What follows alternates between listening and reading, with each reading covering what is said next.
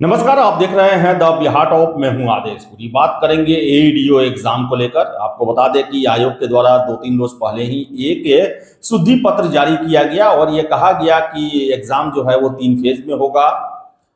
फिर से परसेंटाइल का एक विधि बताया गया, वो लागू किया जाएगा और एग्जाम जो है 10 से 16 जनवरी के बीच में संभावित है आपका। उसके बाद और इसमें साथ साथ पोर्टल जो है फिर से अप्लाई के लिए 1 हफ्ते के लिए खोला गया, 5 दिसंबर से लेकर 12 दिसंबर तक। प्रश्न उठे उसके बाद कि आखिर आपने 70वीं में इतना विरोध होने के बावजूद, विरोध इन द सेंस कि उसमें भी रीओपन की मांग किया गया था, 80-90 हज़ार के आसपास कैंडिडेट अपना अंतिम रूप से फॉर्म नहीं फिलअप कर पाए थे, तो आपने उसमें मौका नहीं दिया और इसमें आपने 2.5 महीने बाद फिर से क्यों मौका दे दिया? तो कंट्रोलर साहब के द्वारा स्पष्टीकरण आज दिया गया है, वीडियो जारी किया गया है और जो आधार बताया गया है वो किसी के गले नहीं उतर रहा। और फिर से आयोग ने जो 3 फेज में परीक्षा ले रहे हैं, हालांकि वो एडवर्टीजमेंट में उन्होंने कुछ नहीं कहा था कि हम कई दिनों में एग्जाम लेंगे, 1 दिन में लेंगे या 3 दिन में, कुछ भी नहीं कहा था। लेकिन ये कि हम 3 फेज में एग्जाम लेंगे, ये बताया गया, चूंकि संख्या ज़्यादा है तो हमें फिर से जो है पोर्टल खोलना पड़ेगा। यानी कि कैंडिडेट बहुत ज़्यादा हो गए हैं और हम 3 फेज में एग्जाम लेंगे, ये बताएं हम, तो इसके लिए हमको फिर पोर्टल खोल के और कैंडिडेट को अप्लाई करवाना पड़ेगा। बड़ा अजीब लगता है। लेकिन सबसे पहले मैं और भी कुछ आपको तथ्य रखूंगा जिसमें ये आयोग का विवेक कहाँ गया था, वो हम जानने की कोशिश करेंगे। लेकिन उससे पहले कंट्रोलर साहब का आप ये स्पष्टीकरण देखिए। पूर्व में आयोग द्वारा जब एडीओ का फॉर्म दिया गया था तब 9,80,000 अभ्यर्थियों ने आवेदन किया था। दोबारा आयोग ने अभ्यर्थियों के लिए फॉर्म रीओपन किया है, तो सर इस विषय में आप क्या कहना चाहेंगे? हाँ, इस मुद्दे को लेकर मैं देख रहा हूँ कि कई भ्रांतियाँ फैलाई जा रही हैं।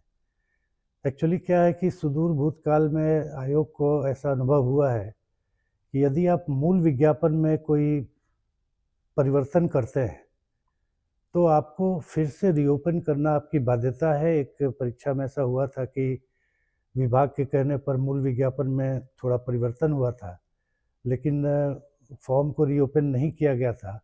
तो कुछ अभ्यर्थी हाई कोर्ट चले गए कि परिवर्तन के बाद मैं भरना चाहता था लेकिन मुझे अवसर नहीं दिया गया। तो हाई कोर्ट ने उस पर डिसीजन दिया कि नहीं, आप फॉर्म रीओपन करके जो इच्छुक हैं उनसे फिर फॉर्म भरवाइए, तब एग्ज़ाम लीजिए। ऐसा एक और परीक्षा क्यूरेटर का रिजल्ट हम लोग 10 दिनों में देने जा रहे हैं। उस समय भी ऐसा हुआ था कि रोस्टर में कुछ परिवर्तन हुआ था, तो फिर से जो चेंज किया गया रोस्टर था तो उसके हिसाब से पुनः दोबारा फॉर्म भरवाया गया। तो आयोग अपने मूल विज्ञापन में अगर कोई परिवर्तन करता है तो हमारी बाध्यता है, मैंडेटरी है, कोई ऑप्शनल नहीं है। मिनिमम 1 सप्ताह के लिए हमें फॉर्म रीओपन करना है, कोई भरे चाहे नहीं भरे। इसको लेकर कई लोग भ्रांति फैला रहे हैं कि किसी के लिए 9,80,000 कैंडिडेट आ चुके हैं, हम और किसी के लिए अब थोड़ी आमंत्रित करना चाह रहे हैं कि और लोग आए। पर्याप्त समय दिया जा चुका था, लेकिन अब चूँकि हमें देर से ये आयोग में पारित हुआ कि 3 फेज में एग्ज़ाम लेना है, चूँकि 9,80,000 कैंडिडेट का हम एक बार में एग्ज़ाम ले नहीं सकते। और ये परिवर्तन की सूचना हमने दिया, शुद्धि पत्र निकाला मूल विज्ञापन में, तो हमें फॉर्म को 1 सप्ताह के लिए रीओपन करना ही है। मैं अभ्यर्थियों से अनुरोध करूंगा कि किसी भ्रांति में ना आए। ये एक मैंडेटरी प्रक्रिया है जिसका पालन आयोग को करना ही होता है। तो आपने सुना कि कंट्रोलर साहब का कहना है कि भाई अगर जो एडवर्टीजमेंट होता है, विज्ञापन होता है, उसमें अगर कोई चेंज होता है तो हमें, कोर्ट में भी ऐसा हुआ था, कोर्ट ने भी कहा था, तो हमें जो है वो शुद्धि पत्र जारी करने के साथ साथ जो है वो छात्रों को समय देना पड़ता है ऑनलाइन आवेदन करने के लिए, भले उसमें कोई करे या ना करे, ये हमारी मजबूरी है, ऐसा करना पड़ता है। लेकिन अब मुझे ये समझ में नहीं आ रहा कि कोर्ट के द्वारा ये आदेश कब दिया गया और कब ये आयोग इसको फॉलो करना शुरू की। क्योंकि अगर हम देखें तो 2-3 महीने पहले जाएं, आपको याद होगा मुख्यमंत्री नीतीश कुमार जी के द्वारा यह कहा गया कि 35% आरक्षण जो महिलाओं को मिलता है वो सिर्फ बिहार की महिलाओं को मिलेगा। ये 9 जुलाई को कहा गया। 10 जुलाई को आयोग के द्वारा भी नोटिस जारी किया गया और कहा गया कि जिसका अभी परीक्षा फल नहीं आया है उन सभी एग्जाम में यही प्रक्रिया लागू की जाएगी, यानी कि 35% आरक्षण बिहार की महिलाओं को ही सिर्फ दिया जाएगा। और देखिए, उससे जस्ट पहले 30 जून को 71वीं सिविल सेवा का फॉर्म का अंतिम तिथि था, यानी कि जब 71वीं सिविल सेवा का फॉर्म भरने का सिलसिला 30 जून को समाप्त हुआ, उसके 10 दिन बाद आयोग के द्वारा यह नोटिस जारी किया गया कि मुख्यमंत्री जी का ऐसा आदेश है, सरकार ने ऐसा फैसला लिया है। क्या उसके बाद आयोग के द्वारा 71वीं सिविल सेवा में फिर से जो है आवेदन के लिए पोर्टल खोला गया? नहीं खोला गया। इसके बाद बता दें, 15 अगस्त को मुख्यमंत्री जी के द्वारा गांधी मैदान से यह घोषणा किया गया कि सभी प्रतियोगी परीक्षाओं में बीपीएससी समेत जो परीक्षा शुल्क होगा वो 100 रुपए ही होगा।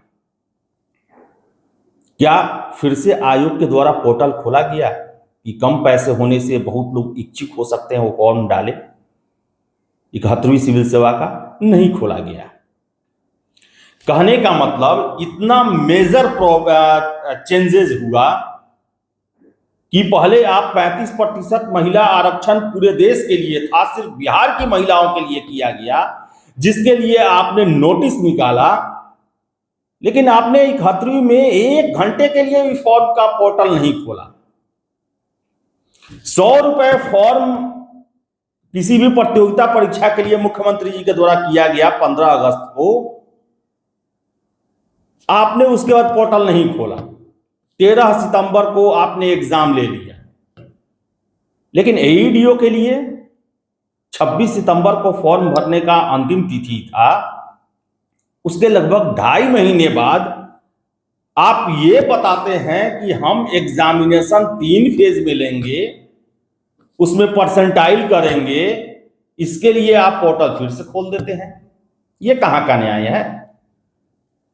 ये कैसे किसी के गले उतरेगा? कौन सा जो विज्ञापन है उसमें मेजर चेंज हुआ है? 26 सितंबर के बाद कौन सा मेजर चेंज हुआ है? 22 अगस्त को इसका नोटिफिकेशन जारी हुआ, महिलाओं को 35% आरक्षण मिल चुका था। बिहार की महिलाओं को 100 रुपए फॉर्म का चार्ज हो चुका था उस समय, एईडीओ 100 रुपए में ही फॉर्म फिलअप हुआ है। उसके बाद से रोस्टर में कौन सा चेंजिंग हुआ एईडीओ को लेकर? क्या आपने शुद्धि पत्र जारी किया था उस समय?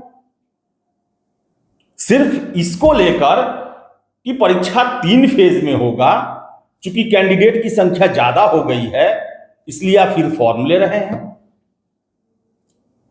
ये कहीं से जायज लगता है? किसी के गले उतर सकता है? कंट्रोलर साहब, स्पष्टीकरण नहीं है ये। शुद्धि पत्र आपने 71वीं में अलग अलग पद आया तो भी आपने शुद्धि पत्र निकाला है कि इतने डीएसपी जुड़ गए, इतने ये पद जुड़ गए, इतने ये पद जुड़ गए। तो क्या शुद्धि पत्र के नाम पर आपने 71वीं में भी खोला आपने अपना विंडो? नहीं खोला। सिर्फ एईडीओ के लिए ही क्यों? ये जवाब दमदार नहीं है। कितने छात्रों से हमारी बात हुई, सब लोगों का कहना है कि बात को घुमा फिरा दिया गया। क्या सिर्फ ये कि ज्यादा कैंडिडेट अप्लाई कर दिए हैं और हम एग्जाम 3 फेज में ले रहे हैं, ये बताने के लिए फिर से आप ऑनलाइन पोर्टल खोलेंगे? कहां से ये तर्कसंगत लगता है ये? और हमारा उद्देश्य कंफ्यूजन क्रिएट करना नहीं है। हम तो आप ही की बातों से, आप ही से प्रश्न पूछ रहे हैं कि भाई आयोग इतना हर एक परीक्षाओं के लिए नजरिया इतना क्यों बदलते रहता है? अब आप 70वीं, चलिए 1 साल हो गया 70वीं, 90,000 छात्र चिल्लाते रह गए, उनके लिए पोर्टल नहीं खोला गया। लेकिन ये 71वीं तो अभी हुआ है, अभी उसका रिजल्ट भी कुछ दिन पहले जारी किया गया है। क्या ये घटनाक्रम जिस पर आयोग ने सीख लिया है ये नवंबर का ही है? क्या क्यूरेटर के एग्जाम और फिर 2-3 एग्जाम का जो उन्होंने चर्चा किया रोस्टर का, ये सारा मामला नवंबर में ही आया? क्या नवंबर में ही कोर्ट के द्वारा ये फैसला दिया गया है कि विज्ञापन में कोई भी चेंज होता है तो फिर से आपको एप्लीकेशन का मौका देना पड़ेगा, या इससे पहले का किया हुआ है? अगर नवंबर में होगा तब मान सकते हैं कि हो सकता है कि चूंकि तत्काल कोर्ट ने दिया है ऐसा तो आपने ऐसा किया होगा। लेकिन पूर्व की परीक्षाओं का आप चर्चा कर रहे हैं तो 71वीं तो ताजा ताजा है, उस समय क्यों नहीं अपनाया गया ये सब? हम प्रश्न पूछ रहे हैं। हमारा काम भ्रांति फैलाना नहीं। हम छात्रों को अभी भी कहते हैं कि आप एग्जामिनेशन की तैयारी करें, जिनको मौका मिला है फॉर्म डालने का वो डालें अपना, लेकिन स्पष्टीकरण जो है वो संतुष्ट करने वाला नहीं है। चलिए, आपकी क्या राय है कमेंट बॉक्स में जरूर दें। वीडियो अच्छा लगे तो लाइक शेयर करें। हमारे चैनल द बिहार टॉप को सब्सक्राइब जरूर कर लें। धन्यवाद।